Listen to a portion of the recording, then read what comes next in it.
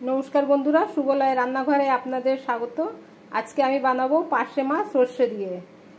আমার লাগছে সর্ষে, কালো সর্ষে নিয়েছি, কাঁচা লঙ্কা 12খানা নিয়েছি, লাল লঙ্কা গুঁড়ো নিয়েছি, হলুদ গুঁড়ো নিয়েছি।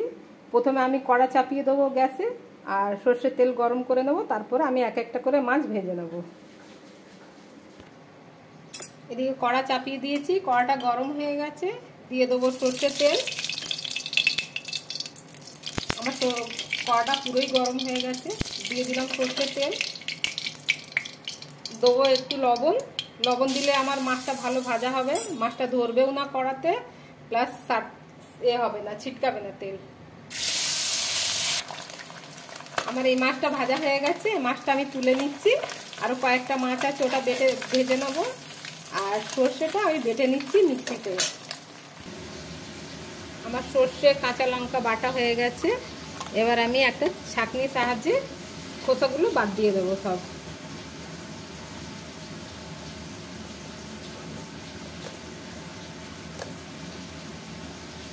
খোসাটা বাদ দিলে ভালো লাগে দেখতে, নাহলে বেশ কালো কালো লাগে, ওটা ভালো লাগে না।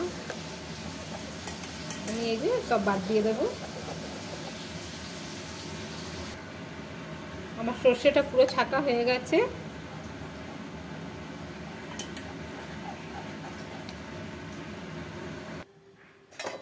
আমি মাছ ভাজার তেলটা বাদ দিয়ে দিয়েছি, ওই তেলে রান্না করব না। আমি দিচ্ছি ফ্রেশ তেল। দিলাম সর্ষের তেল।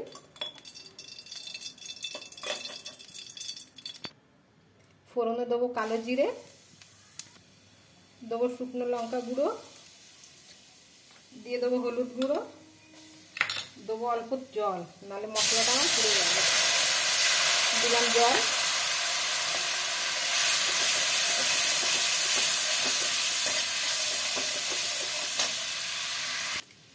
আমি যে সর্ষেটা বেটে রেখেছি ওই জলটা দিলাম, দিয়ে দিলাম জল। দিয়ে দেবো আন্দাজ মতো লবণ। আমি লবণ অল্পই দিয়েছি, কেন কি আমার মাছ ভাজার সময় লবণ দিয়ে ভেজেছি, প্লাস আমি যখন সর্ষে বেটেছি তখনও লবণ দিয়েই সর্ষেটা বেটেছি, তো আমি অল্পই দিলাম লবণ। দিয়ে দেবো আমি সর্ষে বাটা।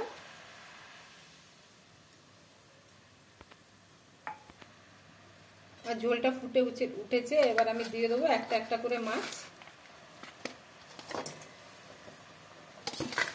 দিয়ে দিলাম মাছগুলো। গ্যাসটা কমিয়ে দিয়ে আমি 2 মিনিট ফোটাবো। গ্যাসটা বাড়াবো না, নাহলে আমার ঝোলটা সব শুকিয়ে যাবে। আমি 2 মিনিটের মতন ফোটাবো। ঢাকনা বন্ধ করে দিই। আমার 2 মিনিটের মতন হয়ে গেছে। দিয়ে দিলাম ধনে পাতা। ধনে পাতা দিয়ে আমি এবার নামিয়ে নেবো অন্য একটা পাত্রে। আমি এবার এক একটা করে বের করে নেবো একটা পাত্রে। আমার পার্শে মাছ সর্ষে দিয়ে রেডি হয়ে গেছে।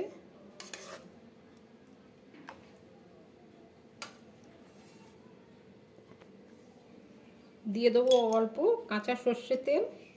সর্ষে তেল দিলে ওপর থেকে যে কোনো মাছ ভালো লাগে, সর্ষে দিয়ে করা।